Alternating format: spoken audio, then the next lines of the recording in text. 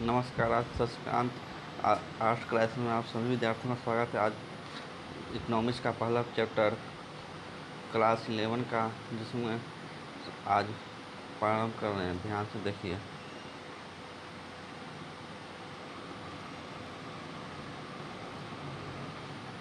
किसने कहा अर्थशास्त्र धन का विज्ञान है? Adam Smith.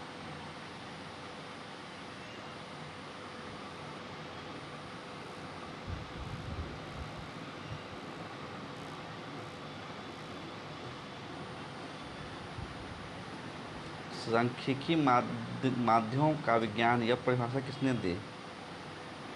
एल बाटले। अर्थशास्त्र की दुर्बलता संबंधी परिभाषा के प्रतिपादक कौन है? रॉबिन्सन। सांख्यिकी का पिता किसे कहते हैं?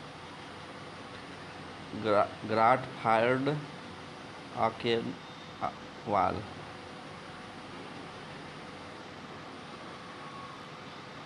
सांख्यिकी शब्द का प्रयोग किया जाता है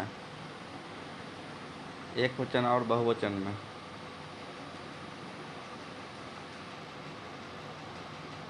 सांख्यिकी का प्रयोग किया जाता है एक वचन और बहुवचन में।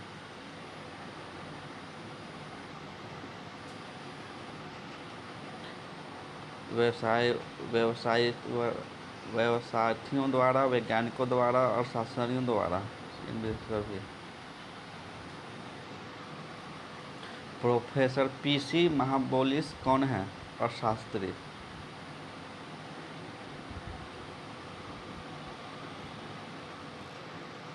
सांख्यिकी तथ्यों को परस्पर तुलनीय बनाता है और जटिल तथ्यों को स्पष्ट करती है।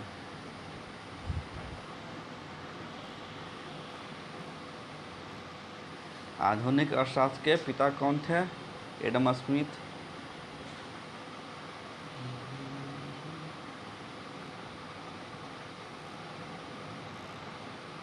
अर्थशास्त्र एक आदर्श विज्ञान है, यह किसका कथन है? पिगू।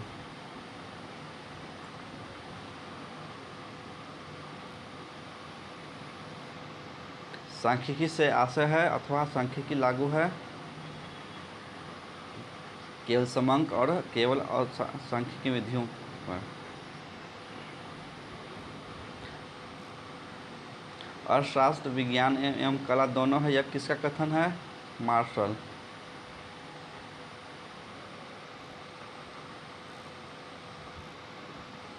अर्थशास्त्र की आधुनिक परिभाषा को किस नाम से पुकारा जाता है?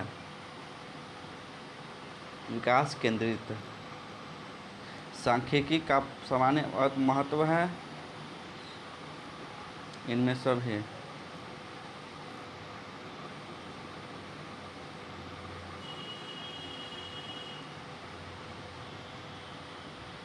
प्रशासन के लिए इसका महत्व या प्रशासन में महत्व, व्यवसाय में इसका महत्व, विज्ञान अनुसंधान में महत्व। वेल्थ ऑफ नेशन पुस्तक किसने लिखा? Adam Smith. अर्थशास्त्र अध्ययन करता है आर्थिक क्रियाओं का। सांख्यिकी को अंग्रेजी में स्टैटिक्स कहते हैं, जिसकी उत्पत्ति जर्मन भाषा के निम्नलिखित शब्दों से हुई है। स्टैटिक शब्द में आर्थिक क्रिया की कौन सी शाखा है? आंसर होगा समष्टि अर्थशास्त्र और व्यष्टि अर्थशास्त्र। Adam Smith wealth of nation कब प्रकाशित हुई? जी 1776 में। निम्न में से कौन सी आर्थिक क्रिया है? इनमें सभी। भोग, वितरण, उत्पादन। अर्थशास्त्र उद्देश्यों के बीच तटस्थ समान है, किसने कहा? मार्शल ने। अर्थशास्त्र सीमित संसाधनों का विज्ञान है, किसने कहा था? रॉबिन्सन। अर्थशास्त्र कल्याण संबंधी परिभाषा किस अर्थशास्त्री द्वारा दी गई? मार्शल। अर्थशास्त्र रॉबिन्स। अर्थशास्त्र सीमित संसाधनों का विज्ञान, यह कथन किसका है? रॉबिन्स का। अर्थशास्त्र कल्याण संबंधी परिभाषा किस अर्थशास्त्री द्वारा दी गई? मार्शल।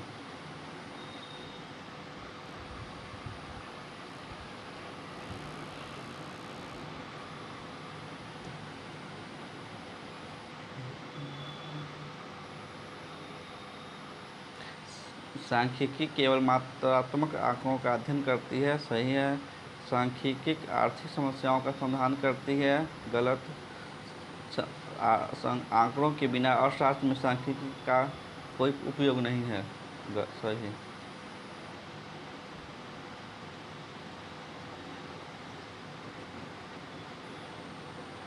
दूसरा, बस स्टैंड या बाजार में होने वाले क्रियाकलापों की सूची बनाएं, इनमें से कितने आर्थिक क्रियाकलाप हैं?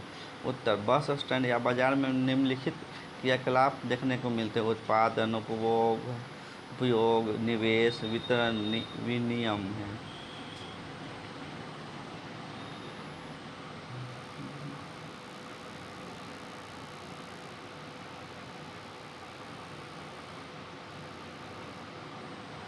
सरकार और नीति निर्माता आर्थिक विकास के लिए उपयुक्त नीतियाँ के निर्माण के लिए सांख्यिकी आंकड़ों का प्रयोग करते हैं। 2 उदाहरणों से व्याख्या कीजिए। आंकड़ों के समर्थन के बिना किसी भी सरकारी नीति का निर्माण संभव नहीं है। सरकार सभी आर्थिक समस्याओं, चाहे वे निर्धनता हो, बेरोजगारी हो, जनसंख्या हो, जलांकीकी चुनौतियाँ हों या कोई और समस्या हो, को समाधान करने के लिए सांख्यिकी आंकड़ों का प्रयोग करती है। उदाहरण के लिए, यदि सरकार बालिकाओं के शिक्षा स्तर में सुधार के लिए एक नीति लाना चाहती है तो पहले इस समस्या की गंभीरता एवं कारण जानने की आवश्यकता है। इसमें सांख्यिकी उपकरण बहुत मदद करते हैं। नीति उद्घोषणा के बाद नीति के प्रभावशीलता जानने के लिए भी सांख्यिकी का उपयोग किया जाएगा। इसी प्रकार यदि सरकार देश की जनसंख्या नियंत्रित करने के लिए कुछ करना चाहती है तो इसे एक प्रभावी नीति घोषणा करने की आवश्यकता है। घोषणा वह प्रभावी होगी जब बढ़ती हुई जनसंख्या के कारण पर आक्रमण करे और बढ़ती जनसंख्या के कारण जानने के लिए पुनः सांख्यिकी उपकरणों का प्रयोग करे।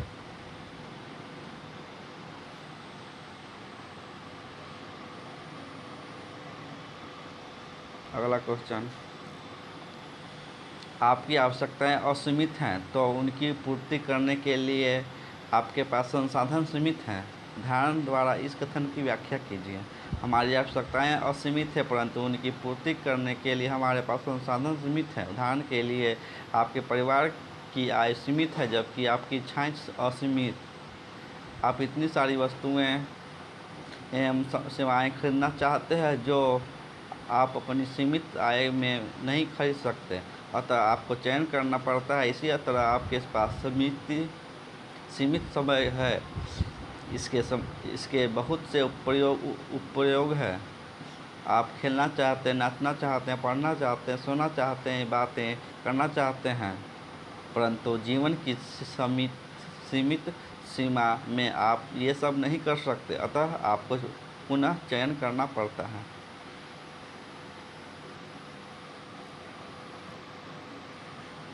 उन आवश्यकताओं को चुनाव आप कैसे करेंगे जिनकी आप पूर्ति करना चाहेंगे? हालांकि हमारी आवश्यकताएं असीमित हैं परंतु ये आवश्यकताएं तीव्र और अनिवार्यता के स्तर में भिन्न है। कुछ आवश्यकताएं अन्य आवश्यकताएं की तुलना में अधिक तीव्र एवं अनिवार्य होती है। हम अधिक तीव्र एवं अनिवार्य आवश्यकताओं को पहले प्राथमिकता देते हैं। उदाहरण के लिए, एक परिवार घूमने के लिए स्विट्जरलैंड जाना चाहता है तथा एक मकान खरीदना चाहता है क्योंकि वह किराए के मकान में रह रहा है।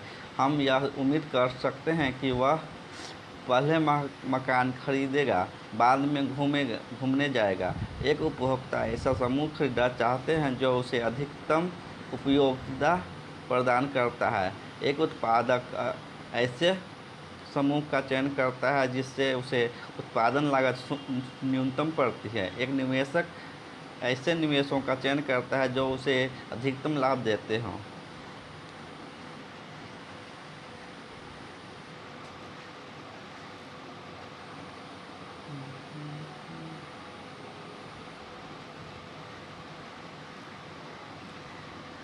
आप अर्थशास्त्र का अध्ययन क्यों करना चाहते हैं, कारण बताइए। अर्थशास्त्र की आवश्यकता जीवन में हर क्षेत्र में पड़ती है। एक उपभोक्ता एक रूप में हम सभी की सीमित आय एवं इससे हमें अपनी असीमित इच्छाएं पूरी करना चाहते हैं। अर्थशास्त्र हमें उपभोग आय की विभिन्न वस्तुओं और सेवाओं में आवंटन से संबंधित संयोग का निर्णय लेने में सहायता करता है। एक उत्पादक के रूप में एक उत्पादक इस तरह वस्तुओं एवं सेवाओं का उत्पादन करता है जिससे उत्पादन की लागत न्यूनतम तथा लाभ अधिकतम हो। अर्थशास्त्र में ऐसे सिद्धांत देता है जिनसे हम ऐसे संयोग का चुनाव कर सके हमें अधिकतम अर्जन न्यूनतम जोखिम के साथ प्राप्त कराए। पुनः अर्थशास्त्र हमें ऐसे सिद्धांत देता है जो संयोग प्राप्त करने में सहायता करते हैं।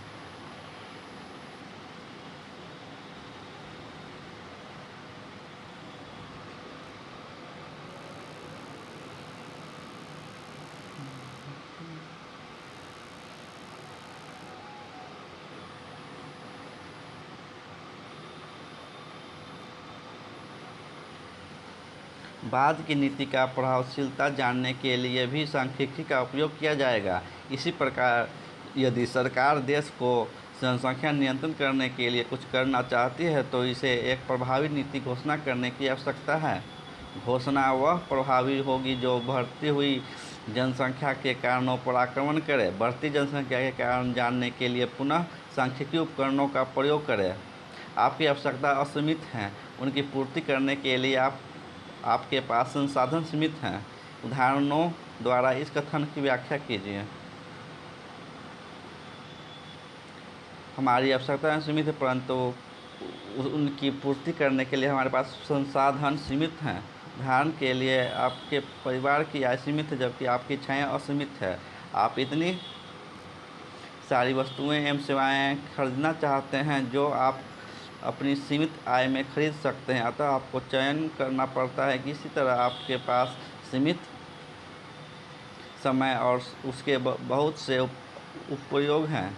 आप खेलना चाहते हैं, नाचना चाहते हैं, पढ़ना चाहते हैं, सोना चाहते हैं, बातें करना चाहते हैं परंतु जीवन की सीमित समय में आप ये सब नहीं कर सकते। अतः आपको पुनः चयन करना पड़ता है।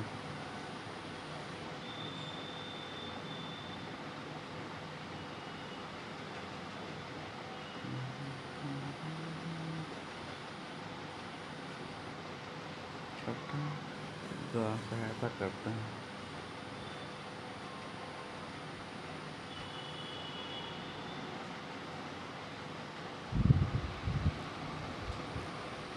छठा का ख एक नागरिक के रूप में अर्थशास्त्र हमें सरकारी नीतियों का समाज अर्थव्यवस्था पर पड़ने वाले प्रभावों को समझने में सहायता करता है। तदनुसार हम यह कह सकते हैं कि सरकार कुशलता से कार्य कर रही है या नहीं।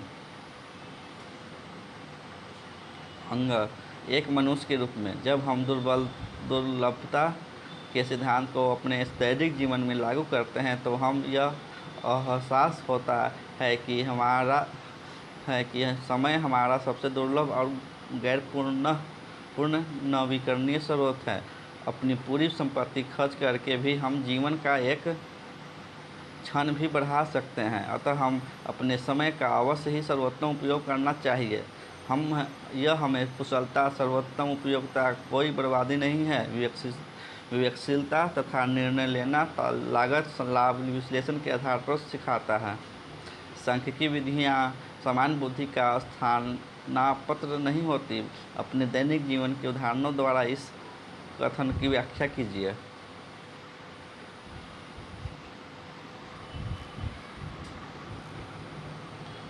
सांख्यिकी विधियाँ समान बुद्धि का स्थानापन्न नहीं होती। बहुत बार सांख्यिकी ऐसे परिणाम देती है जो सामान्य बुद्धि के आधार पर अर्थपूर्ण नहीं लगते।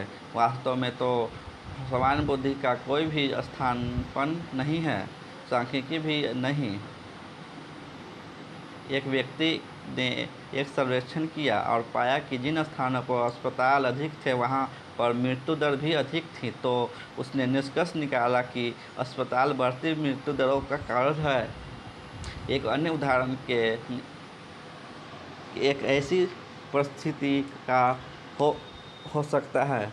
एक अध्यापक अपने विद्यार्थियों के अंकों को उनके कद पर आंकड़े इकट्ठे करें और पाएं कि लंबे बच्चों के अंक छोटे कद वाले विद्यार्थियों से बेहतर हैं। आप यह निष्कर्ष दे दें कि कद ही अच्छे अंकों का कारण है।